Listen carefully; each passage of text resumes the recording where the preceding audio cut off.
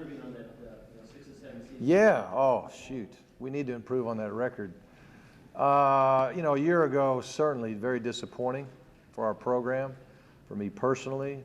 Um, we knew that that was nowhere near what the expectations are of the Georgia people and of our own program. So when you get in a situation like that, what do you do to snap out of it? That's kind of the big question. What do you do? Well, one thing you do that some people may not agree on is you schedule Boise State. You schedule a team that is going to generate some excitement. You schedule a team that you know can whip your tail. You schedule a team that you're going to get a chance to play on national TV in the Georgia Dome, the Chick-fil-A kickoff game. And so why would you do that? You do that to infuse some excitement, some energy to your off season, and make sure everybody understands that we got ourselves a big ball game to start the season. But it also gives us an opportunity to play a team that's considered one of the best in America, probably a top 5 program going into the season, preseason rankings. And by playing a team like that, you can maybe prove to the country that you're a pretty darn good team. And of course, game 2 just so happens to be South Carolina, happens to be our first Southeastern Conference test against a team that most everybody's predicting to win the East, or at least being the favorite to win it. And so that's another game, back-to-back top 15, top 10 program preseason that we'll be able to measure where we're at. So I think it's good. I think it's created tremendous energy. It created tremendous energy in our recruiting.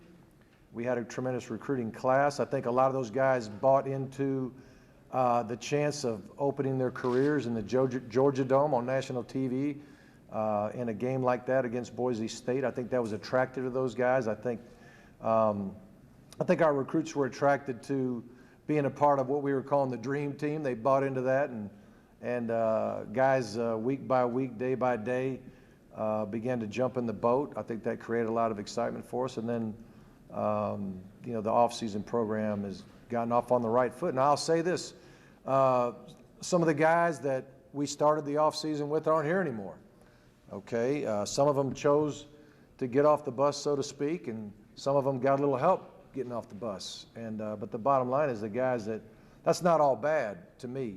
It means that we're grinding, we're working, we're doing the things it takes to be champion, and it's not for everybody. Not everybody gets to go with us. And so the guys that are here, though, and the guys that are on the bus are the guys that are going to be able to enjoy the ride. So we're really excited about that. Coach, can you talk about the concerns, particularly in the offensive backfield, with a couple of those guys we were just talking about? Right. King and Ely gone. Right. King and Ely are gone.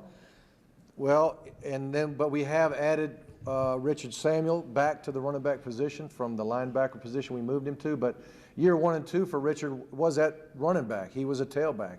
He was a 6'2", 225-pound guy that ran sub 4.5 and a very physical kid and a very reliable guy, very talented kid. And but now he's 6'2", 240, runs sub 4.5, and he's a guy that we're really excited about getting back into the fold. So we're really one less than we thought we were going to be. And I'll say this, and I've said it, even as the season was going on last year, it's not like last year we lit it up at the running back position. It's not like, we're sitting there losing guys that were kicking tail every week and we're taking care of business every week. I made it pretty well known last year that I wasn't that particularly pleased with how that position was how those guys were respecting the position of tailback at the University of Georgia. So at the end of this season, we'll see if it was I really believe at the end of this season, we'll be much more happy with the results of our tailbacks than we were a year ago. That's what I think. Mark, is it fair after all you've done at Georgia that people question your job security if you don't have No, that's not unfair. I mean, that's business, as usual. There's everybody has an expectation of what they want, and most people want it now or yesterday. And so it's not shocking to hear that people will say those things. But like I said earlier, there's no gloom and doom around our building. There's no gloom and doom around our program. Our program is very, very energized and very excited about what's going to happen here. And we're all excited that it's a new year. It's a new day. I mean, we're 0-0. You know, we got just as good a chance to win the Eastern Division as anybody else. So that's exciting to me. That's refreshing to me. And the players are really embracing it. The quarterback was in here. He doesn't sound like a sophomore. He sounds much older. Oh, yeah. Some say even though he's a sophomore, he could be the best quarterback in the SEC. I hope he is. Yeah, Murray is a special person. It does start with the person. And when you recruit quarterbacks especially, you hope to get the right person to be the face of your program, to be the leader of your program.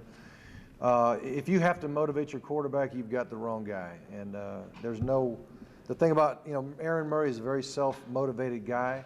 Aaron Murray understands winning.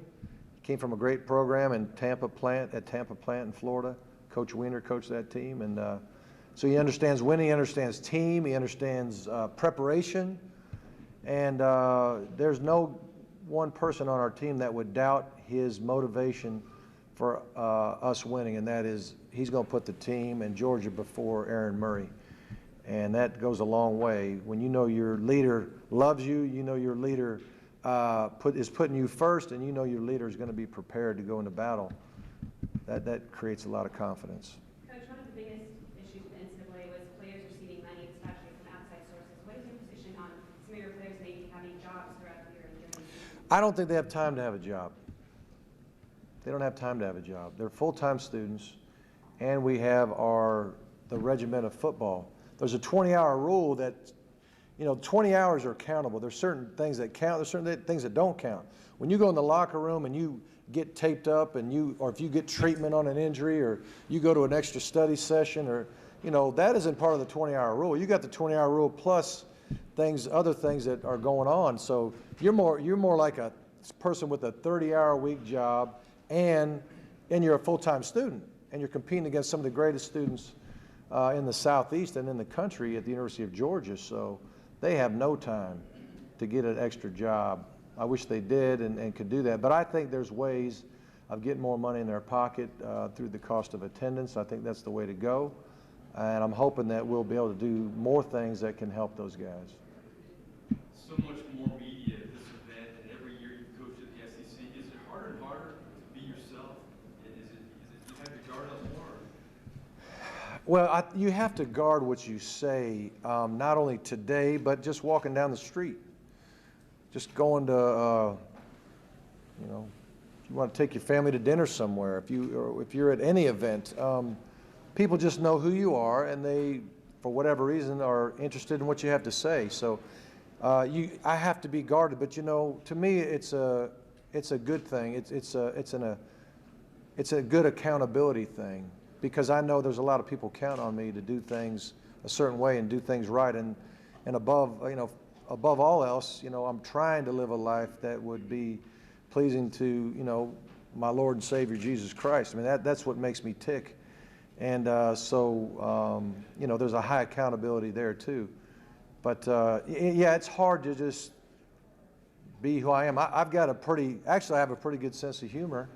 And my sense of humor is a little bit dry. It's more on the sarcastic side, which some people think is funny and some people don't. But I realized real early on, if I start cracking on a guy or busting a guy here and there, just having some fun, when you're the quarterback's coach, it's not that big a deal. When you're the OC, it might mean a little bit more. But when you're the head man and you bust somebody's whatever, in front of his teammates, and you're just having fun, but it's like, ooh. Coach Richt said, and it's more powerful than it should be. So I've learned I got to be careful just the things I say to our players and our coaches, because people are sensitive to, what head coach has to say. We've got to move on. We've got to move on. Sorry.